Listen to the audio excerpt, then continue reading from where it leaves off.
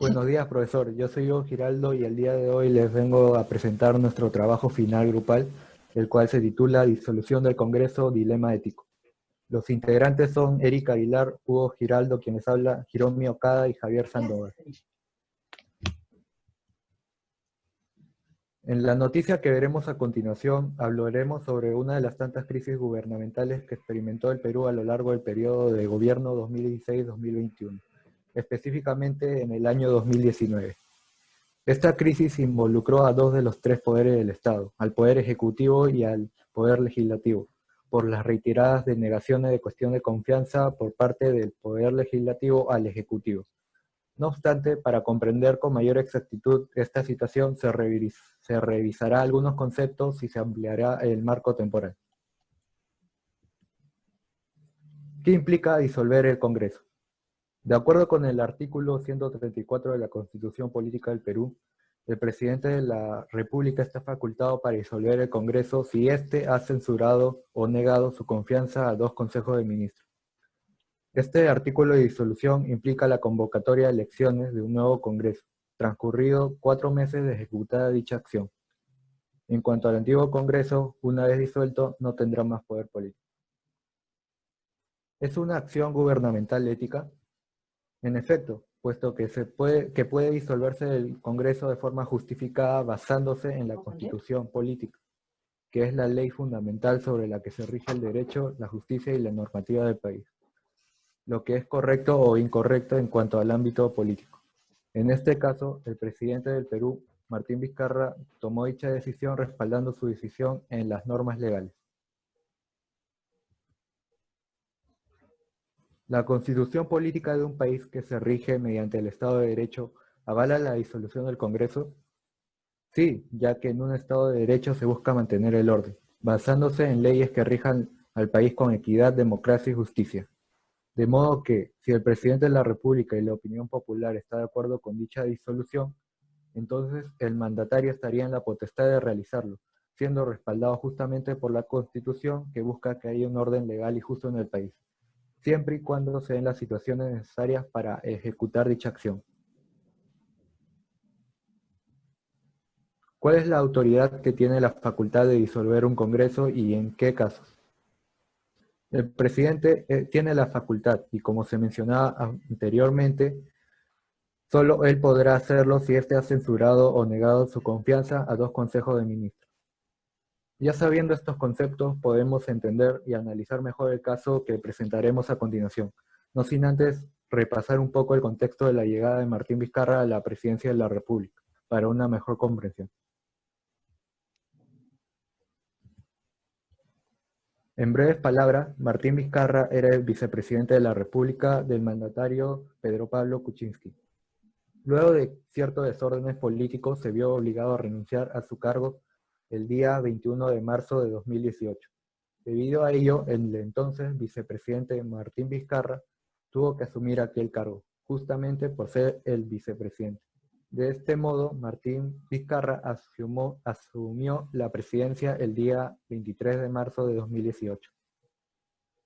A continuación, les presentaremos el caso, el cual se encargará de explicarle Hiromi Okada. La noticia es el Estado de Derecho y sus reglas de juego. Esta trata de la discusión sobre la constitucionalidad o no de la decisión tomada por Martín Vizcarra. Existen debates sobre el proceso electoral y también una interpretación constitucional inédita por parte del Poder Ejecutivo sobre la denegación de la cuestión de confianza. Los actores. Dos de los tres poderes del Estado, el Poder Ejecutivo, que viene a ser el Presidente de la República, y el Poder Legislativo, que viene a ser el Congreso. Descripción de los sucesos. Para describir los acontecimientos de la noticia, nos remontaremos al pasado, hablando también sobre sucesos que ocurrieron durante el mandato del expresidente Pedro Pablo Kuczynski. El día 16 de junio de 2017, Alfredo Thorn, el entonces ministro de Economía, planteó una cuestión de confianza ante el Pleno del Parlamento por un conflicto que hubo al descubrirse ciertas grabaciones de una conversación entre el ministro y el Contralor de la República, Edgar Alarcón, con respecto a la corrupción. Esta solicitud se llevó a cabo para que el ministro mantenga su cargo, pero fue denegada. El segundo planteo de cuestión de confianza fue llevada a cabo por el presidente del Consejo de Ministros, Fernando Zavala. Esta trataba de una cuestión de confianza para el gabinete ministerial, con el fin de garantizar las políticas de reforma educativa y la gobernabilidad. Esta cuestión de confianza también fue denegada. Durante el mandato de Vizcarra, el presidente del Consejo de Ministros, César Villanueva Arévalo, solicitó una tercera cuestión de confianza al Parlamento el 19 de septiembre de 2018. Se pedía la aprobación de los proyectos de ley sobre reformas institucionales y lucha contra la corrupción. Finalmente, esta fue debatida y aprobada por el Parlamento. El presidente del Consejo de Ministros, Salvador del Solar, solicitó al Congreso una cuestión de confianza el día 27 de septiembre de 2019, prevista para el 30 de septiembre de dicho año, con el fin de debatir sobre las modificaciones en la modalidad de elección de magistrados del Tribunal Constitucional, confianza que fue denegada de forma tácita por el Parlamento. Se origina el conflicto entre ambos poderes, pues el Poder Legislativo no acepta que se realice la decisión tomada por el Poder Ejecutivo. El presidente de la República, Martín Vizcarra, procede a disolver el Congreso, pues en todo el periodo de gobierno, tanto de Kuczynski, que no culminó los 5 años de gobierno, y del mismo Vizcarra, quien tomó el cargo de Kuczynski continuando sus años de mandato, hubo un total de 5 solicitudes de cuestión de confianza, las cuales 3 de ellas fueron denegadas. Por ello, el presidente tenía la potestad de disolver el Congreso, pero manteniendo la comisión parlamentaria. Esta acción fue realizada el 30 de septiembre de 2019. Posteriormente, el 14 de enero del año entrante, 2020, se elegiría a los nuevos congresistas. Repercusiones. Meses posteriores se podrá reelegir a nuestros nuevos representantes del Congreso.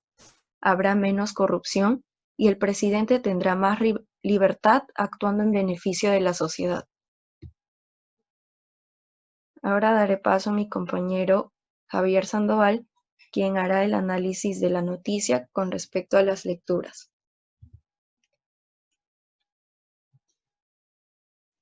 Bueno, yo en esta oportunidad explicaré el análisis del caso con las lecturas que hemos visto en la segunda unidad del curso. Primero, estableceremos la relación con la lectura de Estado de Derecho y principio de legalidad. Aquí podemos evidenciar claramente la separación de poderes. En el Perú existe la separación de poderes, tal como el filósofo inglés John Locke planteó en su segundo tratado sobre el gobierno civil, considerando al poder legislativo como creador de las leyes y al poder ejecutivo como el encargado de ejecutarlas. De este modo, es correcto afirmar que cada poder tiene una autonomía, pero deben ir de la mano para la buena organización del Estado.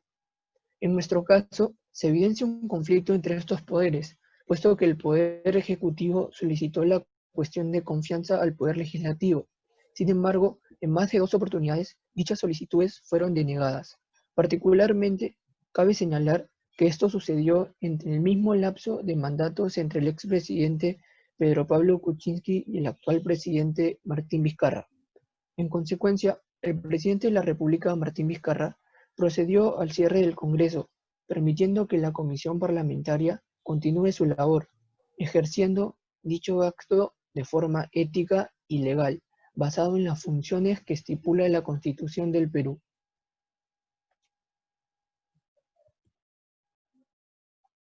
En segundo lugar, también se puede evidenciar el principio imperio de la ley. El jurista español, especializado en filosofía del derecho, Elías Díaz, señala que el imperio de la ley es la nota primaria y fundamental del Estado de Derecho. Por lo tanto, se encuentra estrechamente ligado con la democracia, puesto que para que exista el Estado se requiere que la ley sea el producto de la representación popular.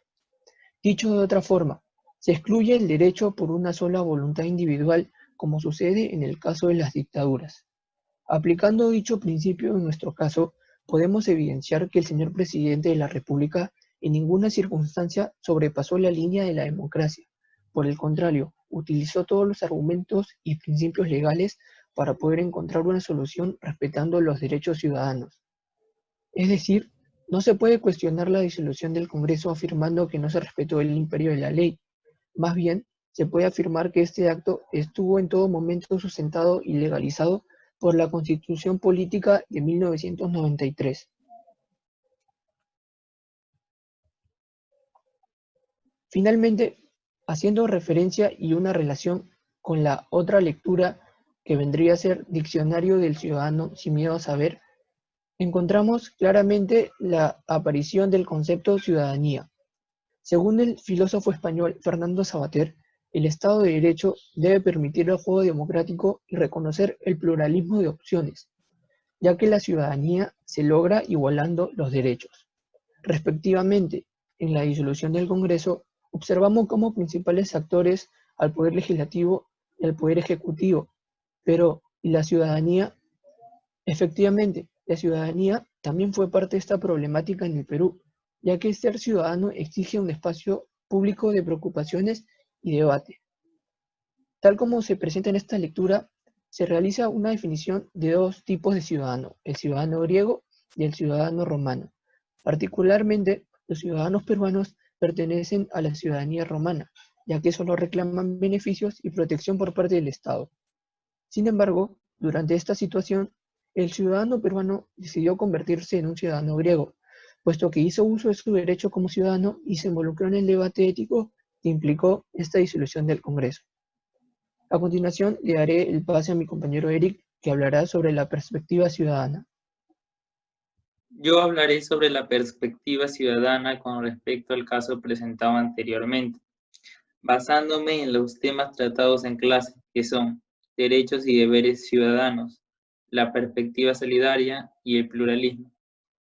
En primer lugar, no se respetaron ni se cumplieron los derechos de los ciudadanos, porque hubo actos de corrupción dados por el Poder Legislativo.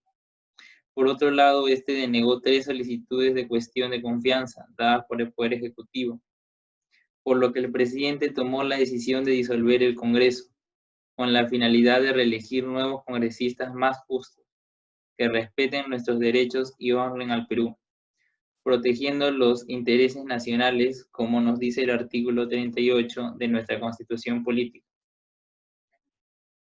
En segundo lugar, sí existe una perspectiva solidaria por parte del presidente hacia la población peruana, al frenar la corrupción por parte de los congresistas y darle importancia a la justicia de nuestro país, haciendo cumplir la Constitución y los tratados, leyes y demás disposiciones legales.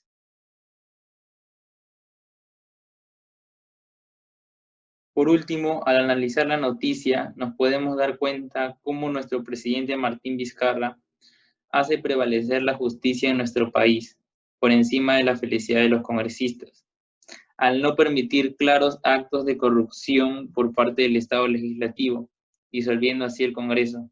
Es por eso que llego a la conclusión de que hay una perspectiva pluralista por parte de nuestro presidente, quien busca de manera objetiva que vivamos en un país demócrata y libre, pero siempre prevaleciendo la justicia.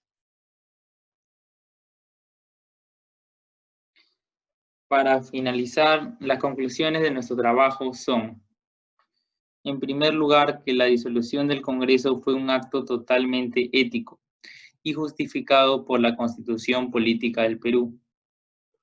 En segundo lugar, la ciudadanía peruana participó de esta situación haciendo uso de su derecho ciudadano. Además, hubo un adecuado funcionamiento de la separación de poderes. El Poder Ejecutivo realizó la disolución del Congreso. Se concretó la autonomía de cada poder del Estado. También esta situación promovió la verdadera función de un Estado de Derecho. Y por último, el presidente logró hacer prevalecer las leyes establecidas en la Constitución Política del Perú, para erradicar gran parte de la corrupción que existía en el Poder Legislativo. Gracias.